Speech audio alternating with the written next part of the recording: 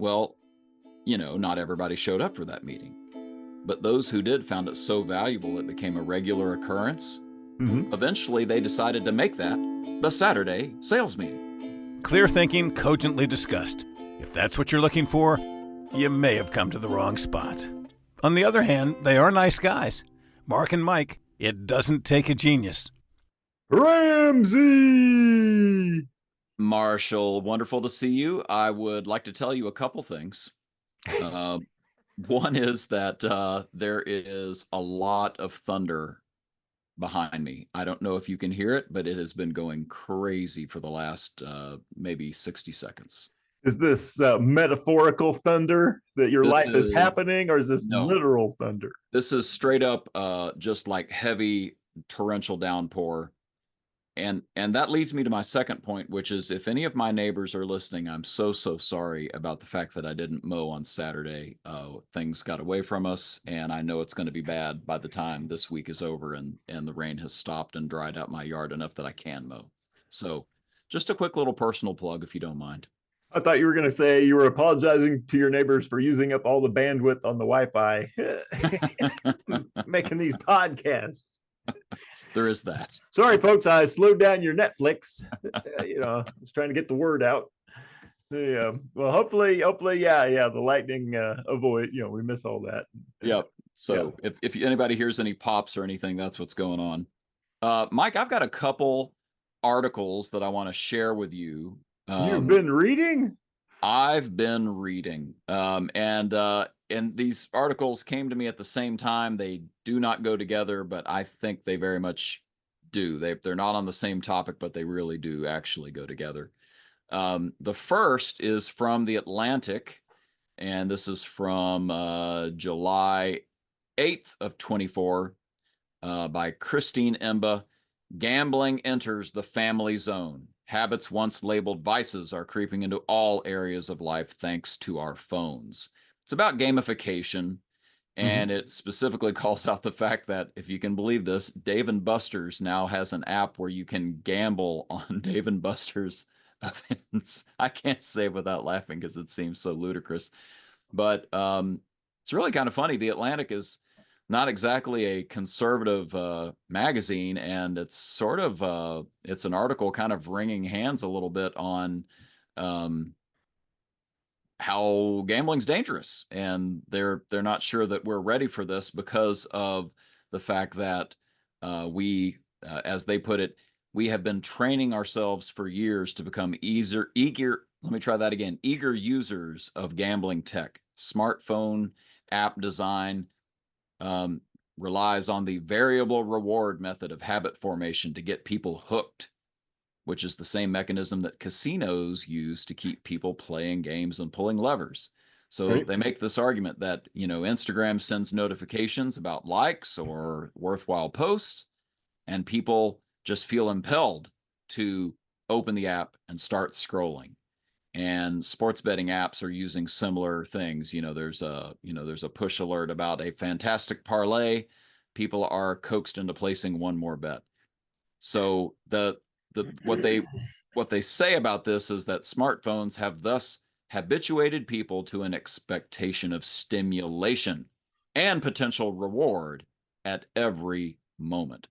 And there's a quote from a UCLA psychiatry professor: "You're constantly surrounded by the ability to change your neurochemistry by a simple click." There's this idea that we have excessive dopamine with every experience in our life, that we have to have it. We have to have that dopamine with every experience in our life. Mike, this is what has become of smartphone gamification of everything. You love gamification, and this is where it's brought us, sir. So that's the first article. I was using it as a force for good. Oh, I'm sorry. In my defense. That is true. That is true. The fact that you flawlessly said habituation of the situation, that was amazing. Where else did you think this was going to go?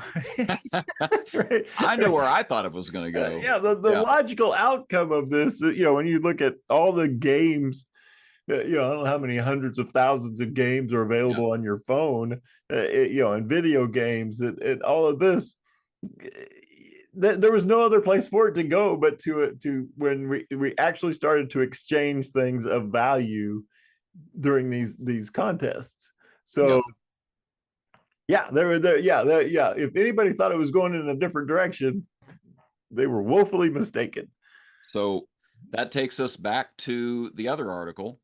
There are a number of people who maybe knew that it was heading this way and were trying to fight against it, right? You know, maybe in the early days, you know, I remember having an America Online account and being so excited that I could be in these forums, you know, that's focused on a specific band I liked, and, you know, instant message other people, you know, in a chat room.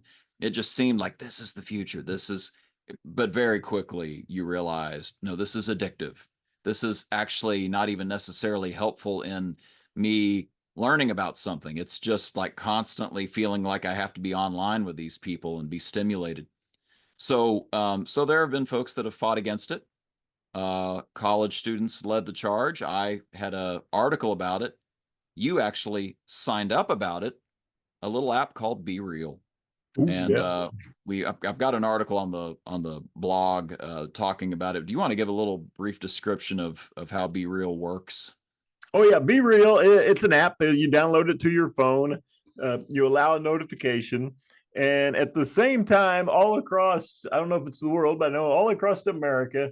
I think it's like a region, like it's by region. Is it by region? Yeah, Yeah, yeah. So this large area of the country yeah, gets a notification all at the same time saying you got 2 minutes to post your BeReal. And when you hold up your phone, you click the button, it takes a picture out of the forward facing camera, and at the same time it takes a picture out of the rear facing camera, yeah. and so it captures right what's really going on at that moment.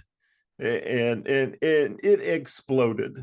Yes, It was the antithesis of Instagram, right. where Instagram was, you know, you might take 6,000 pictures just to find one Instagram worthy picture, Yeah, right? And people would talk about, is this gram worthy? Right, I need the perfect light, the perfect makeup, the perfect hair, the perfect setting, the perfect scene, and all that came to. And this was the like, yeah. okay, don't do any of that. What's going on in this moment in your life? Looking out and looking at you. You had time to do all of that, and now you've just got 2 minutes to snap a picture, and both cameras, so you can't fake it. It's going to show everything. You know, this is so great. It's going to be, the word is authentic. Yes, Right? The word is authentic. We want it authenticity. We really do. That it is really is something we want. it is going to be real. That's exactly right. So enter an article in the Free Press by Jonas Dew, who I believe is an intern at the organization. So this is a younger guy, July 9th of 2024. Title, Nobody Wants to Be Real. Well, that was short lived. Exactly. The subheading, the app recently acquired by a French video game company promised something elusive and arguably impossible, an avenue to be authentic online. And I'll spare you the details. Bottom line is it plateaued and it cratered. Um, and you and I talked about this. I ended up signing up because you were on, your daughter was on. And I was like, you know, I wrote about it on my blog and I thought it was the way of the future. Did it actually catch on? You were like, yeah, so I joined. And man, are we boring? Like none of us, I mean, it's not interesting at all. You know, but Facebook, you know, they called it facade book, and Instagram, you know, another, you know, example of just scrolling through people's highlight reels, you know, their beautiful locations and their beautiful people and all the achievements that they've done. And you just feel like this small compared to all of their greatness that they're showing on the feeds. But turns out when we just look authentically at ourselves, at just pictures of ourselves, we're all kind of boring. Like we're eating soup. We're walking down a street that we walk down at the same time every day. Not that interesting. Now, understand the people behind the photos are very interesting. All Mhm. of them have stories. All of them are literally, like I'll say this, created in the image of God, like literally reflecting the character of God in who they are. Turns out a photo both directions in one moment of their life, not necessarily revealing all of that glory. Turns out kind of boring, kind of boring. So this is how the little article ends. It says, "We get the social media we deserve, and like the digital substance abusers we are, we want the content that feels best in the short term. We want only to see the prettiest, most successful, and funniest versions of ourselves and others online. For a brief moment, we experience sobriety with BeReal before falling back into the comfort of endless scrolling on the sparklier apps. BeReal certainly won't be the last attempt to cure us of our addiction, but it is the latest reminder that when we're online, our desire to be better versions of ourselves will always surpass our desire to be real." Ooh, Yeah, just that's some nice writing by that's him. some good writing. Yeah, Yeah, I that's really nicely appreciate it. written. Thought that was great stuff. So, Okay. yeah, like you can see the connection with the gamification, right? Like you know, the alerts and the constant stimulation and all these things that you might get the dopamine hits and then be real trying to be authentic. It's hard to compete with that because be real would be technically for the long term and more deep human connection, and these other apps are short term fixes and wins. That's a challenge. Well, I think where you're right. I think where Be Real went wrong is you had the dopamine hit, because you got the notification and you knew everybody around you got the notification. And I was in some very public places when, 30, 40, 50 people got their Yeah. notification, right? I was in a place where a lot of young people, and all of a sudden everybody went, ooh, you know, and so there was the dopamine hit with that. So they got that part right. The reward system was where it came up short. So I get the dopamine hit, I post my Be Real, and then I look at other people's Be Reals, and I'm wildly disappointed. Hey, this is just boring. There's nothing here that's interesting. It's fun to see so and so's, riding their bike or whatever. But yeah, so you had the stimuli, but you didn't have the reward that followed the stimuli. And Right. so therefore, yeah, at some point, right, it shot up and then it shot back down as far as users go. Yeah, like I guess if I had had a whole bunch of likes on my post, maybe I'd feel different, but you know, were you going to really like a boring post? Most of us were boring, so there weren't probably all that many likes. Oh yeah. Um anyway, I All right. So yeah, so this was an attempt at gamification. yes. Gamification of reality Yes. failed. So now we're back to gamification, and now can I turn this into a money making scheme? Can I monetize all these behaviors that we're now habituated to partake in? And the Yeah. answer is obviously, well, you look at I don't do the online sports gambling, Yeah. but I noticed I paid zero attention to it. I don't really even know a lot of people who do it, but I noticed that when they were talking about earnings calls in Wall Street, they kept mentioning fan duels and some king thing, and I was like, how big is they're listed on the It's on the huge. Nasdaq. They're listed at, and their earnings report outs are Yep. news. Yep. Like, this must be big. Yep. Yep. Yep. And you're gonna see more of that, I think. Mhm, And the reason we're making this an episode is because you got a business to run with people who have dopamine at all times. mhm. And you now have to figure out how to run a meeting, right? You have to figure out, even if you're not gamifying, even if you're not having a scoreboard meeting where you're updating a scoreboard and trying to get a win, you're still going to have meetings and you're trying to get people engaged and involved. And so how do you counteract online overstimulation of your team members to run a business, to run an organization? So I've thought of four things that I think are important. I bet you're going to add to the list. You might even, contradict my list, and that'd be really fun because that'd be a spicy episode where people hear us go back and forth. But Spicy. yeah, spicy, spicy. But let me throw 4 things at you. I'll do them one at a time, and you tell me what you think here. So, counteracting online overstimulation of your workforce. The first thing is you better make sure that there is a human connection when you get together. The worst thing that could be said when you have a meeting is it could have been an email. Mm. If that's all that you have to offer, man,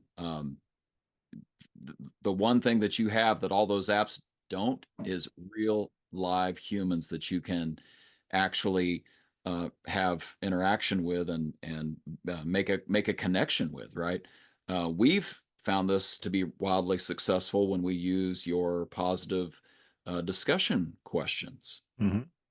Just giving people a chance to know somebody and to be known. It feels really good. It's a different kind of dopamine hit, I guess. I'm sure there's scientists that have researched this, but just the idea of human connection. I know you, you know me, that feels good.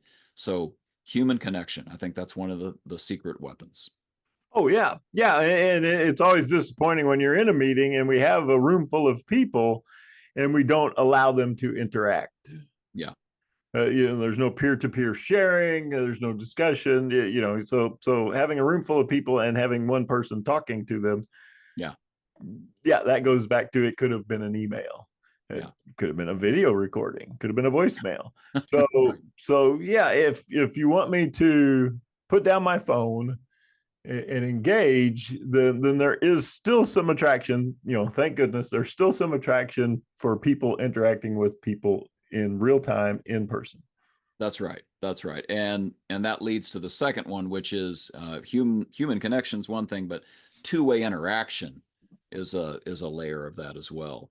So yeah, you can do that in a Zoom call. You could have a meeting where people are allowed to submit, questions by chat and they're responded to.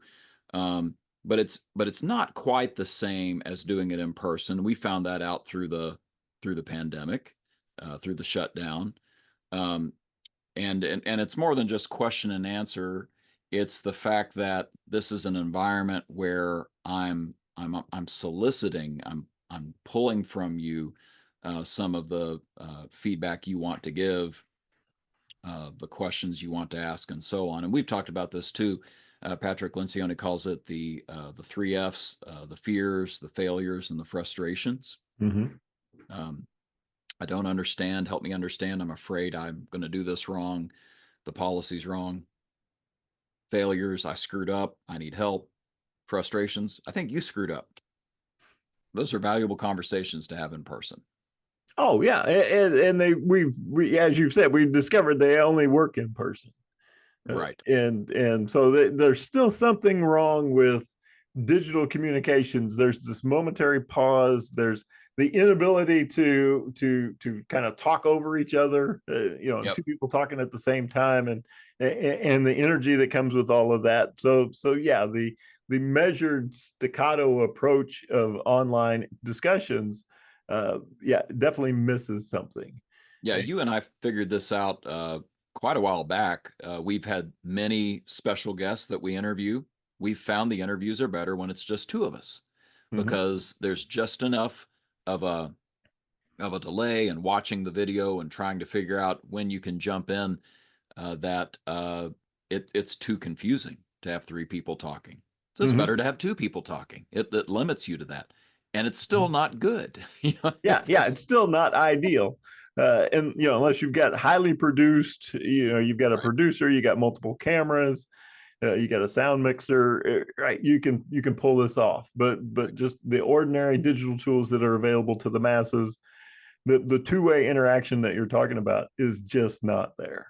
Yeah, I think that's spot on. And it's interesting to see somebody in having an interaction, and their phone buzzes, it beeps, it goes off or whatever, and they glance at it momentarily and then set it aside. Yep. And you're like, That's fantastic. We got something going on here. Yeah. There's something worthwhile that's happening in person. There was this wonderful photo from the Olympics in Paris, and you see all these millennial aged kids all in the stands looking at their phones, just spectators, and sitting right in the middle of them is Mick Jagger. They have no idea. Right. And for you young, our young listener, one of you, the Mick Jagger was the front man for a fairly successful band called the Rolling Stones. And so one of the greatest, heroes of rock and roll was sitting there, but they were all looking at their phones. That's great. Yeah. That's great. Yeah, you miss out, right? And you don't want to miss out. So the two-way interaction allows you, that opportunity to be heard. It's related to human connection, but beyond that, it's that the fact that there's a two-way street and there's some engagement going on. All right, human connection, two-way interaction. My third that you need to counteract online overstimulation of your workforce, I'm going to call it wholesome content. I need to explain what I mean by that. Yeah, please I don't mean back episodes of Leave It to Beaver, although those are phenomenal. What I do mean is something that's really, truly useful, really, truly healthy and helping me grow, not junk food. In other words, there are a million organizations and bots and people trying to get your money by getting your eyeballs, or getting other people's money, other firms' money by getting your eyeballs, that are just trying to get your attention any way they can. And we've all seen it, right? Scrolling, there's shocking things, there's mild pornography, there's things that are just said to try to start an argument. Anything they can do to create engagement and to keep your eyeballs. And so you've got to really, I think, not fight fire with fire. I think you have to go the opposite route. I think you have to do something that says, here's something that's a little deeper, a little more nuanced, and it will help you. It will be something that really makes life better for you, instead of me just grabbing your eyeballs because I really need you to sell something and go out there and do this selling. There better be something to it that is beyond just what you want me to do, and here's something that helps you. So I'm calling that wholesome content. I don't know, there's probably a better way to say that, if what I said even makes sense to you.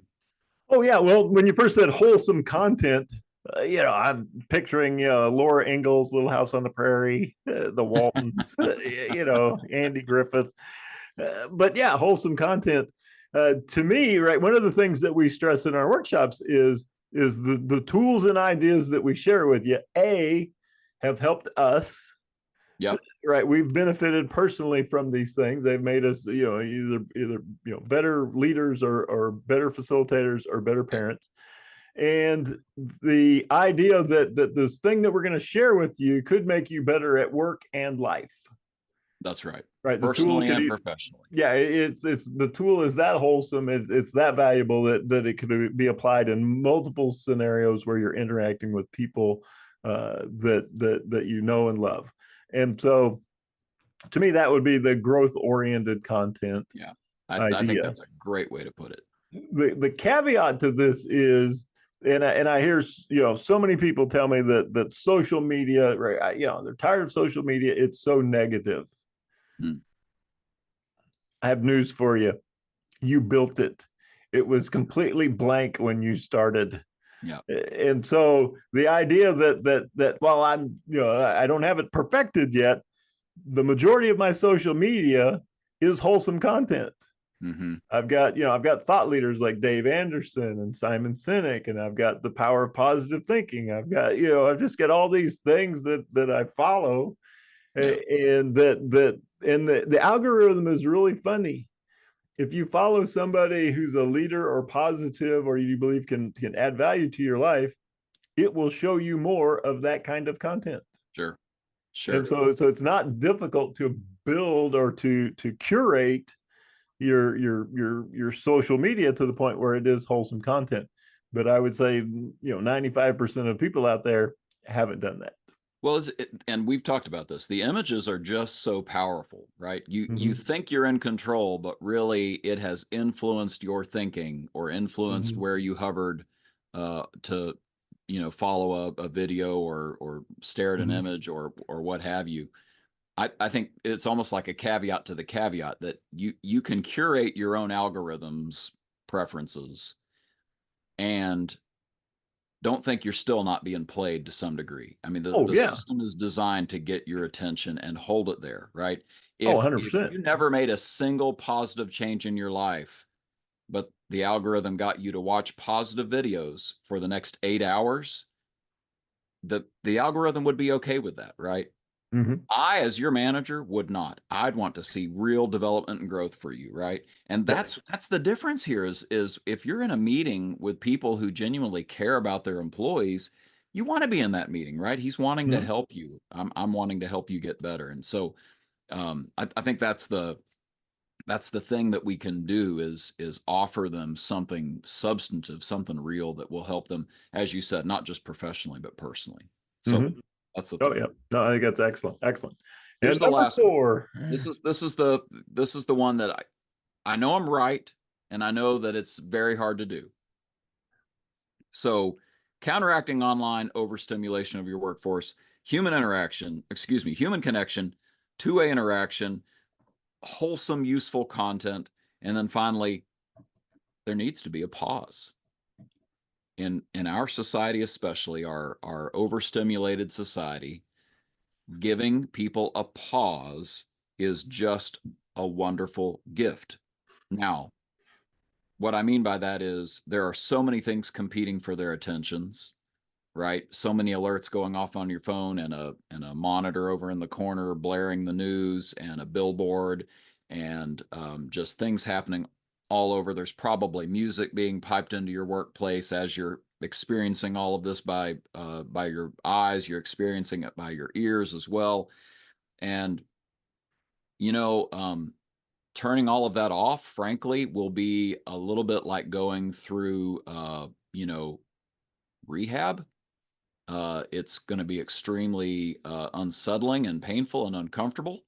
Um, and if you can stay the course, hold people to this moment, and give them a little bit of a ritual, a little bit of a known quantity that this is going to be a break every day where we take a moment to do this, or every week, or what have you, where there's this peace, this oasis from all the things trying to get your attention.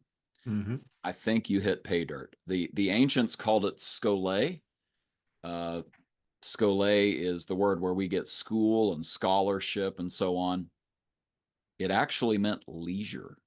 It meant restful contemplation. In other words, rich people had time to develop themselves and learn things because they had slaves to do all the hard work, and so they had time to go, you know, get better and learn, things about the universe, and that's how science developed and so on.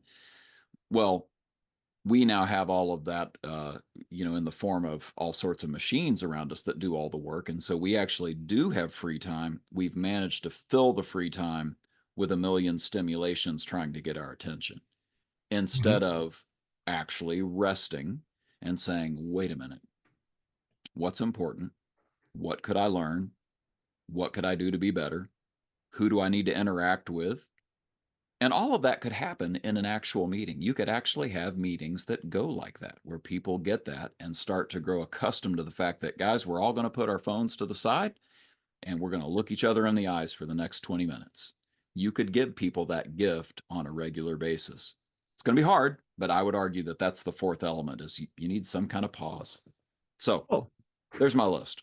no, I think the list is fantastic. The idea of that, and we've talked about this, where most of my good ideas, they come when I'm in the shower, Yeah, on the riding mower, that quiet moment when you first wake up but you haven't, leapt out of bed yet to start the day. that's And right. so it's during the pause that the good ideas kind of seem to float to the top. Yep.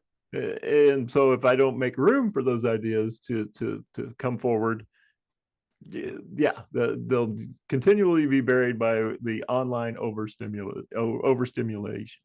Yeah, I think that's spot on. And we go online and amuse ourselves, or get angry at the people we want to get angry about, or some combination of the two in many cases, where we're mocking the people that we disagree with.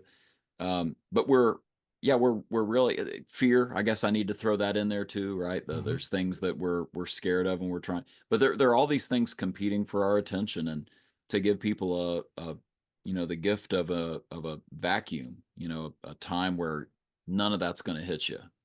A little painful. You might hear some voices in your head that are saying, "I've been hurting for a long time. I really need help." That can be scary, but man, what a gift! What a gift to let people get a chance to be truly real with each other. So that's my argument. No, it's fantastic. And if you're thinking, well, I'm not sure this is me, then the test is the last time you had digestive distress and you had a pressing issue that needed to be taken care of in the water closet, as they call it in Europe.